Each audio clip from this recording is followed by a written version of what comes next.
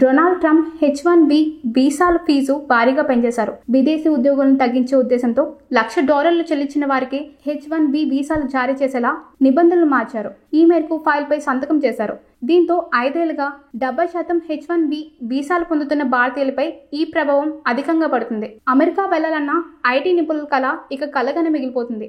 ఈ తరుణంలో ప్రధానమంత్రి నరేంద్ర మోడీ గుజరాత్ లో జరిగిన బహిరంగ సభలో భారతదేశ అభివృద్ధి మార్గాల్లో విదేశీ ఆధారితను ప్రధాన అడ్డంకిగా గుర్తించారు. దేశ విశ్వ బంధువు స్ఫూర్తితో ప్రపంచ శాంతి, స్థిరత్వం, శ్రేయస్సు కోసం పనిచేసినప్పటికీ ఇతర దేశాలపై ఆధారపడడం దేశ ఆత్మగౌరవానికి, అభివృద్ధికి హానికరమని ఆయన స్పష్టం చేశారు.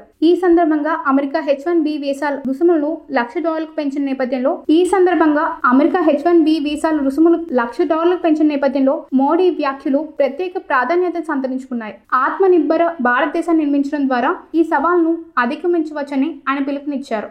మోడీ ప్రసంగం ఆత్మనిర్భర భారత్ లక్ష్యాన్ని మరింత బలోపేతం చేసింది. విదేశీ ఆధారితను తగ్గించి స్వదేశీ ఉత్పత్తి, సాంకేతికత, ఆవిష్కరణలపై దృష్టి పెట్టడం ద్వారా దేశ ఆర్థిక, రాజకీయ స్వాతంత్రాన్ని సాధించుకోవచ్చని ఆయన సూచించారు. గుజరాత్ లో 34,200 కోట్ల విలువైన ప్రాజెక్టును ప్రారంభించడం ద్వారా స్థానిక అభివృద్ధి, ఉపాధి అవకాశాలను పెంచే దిశగా ప్రభుత్వం చర్యలు తీసుకోబోతుందని ఆయన సంకేతం ఇచ్చారు. ఉద్యోగులను తీసుకున్న అమెరికన్ కంపెనీలకు వీసా రుసుములు ఇప్పుడు భారంగా మారనున్నాయి. గతంలో ఒక ఉద్యోగిపై $6,000 నుంచి $8,000 వెచ్చించేవారు. కానీ ఇప్పుడు పెంచిన ఫీజు చెల్లించడం కంపెనీలకు కష్టంగా మారుతుంది.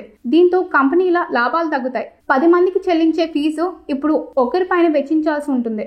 అయితే నిపుణులైన వారిని తీసుకోవాల్సి ఉంటుంది. అవుట్ సోర్సింగ్ విధానాన్ని పాటించే అవకాశం ఉంది. అయితే ట్రంప్ నిర్ణయంపై దిగ్గజ కంపెనీలు ఇప్పటి వరకు ఏమీ స్పందించలేదు.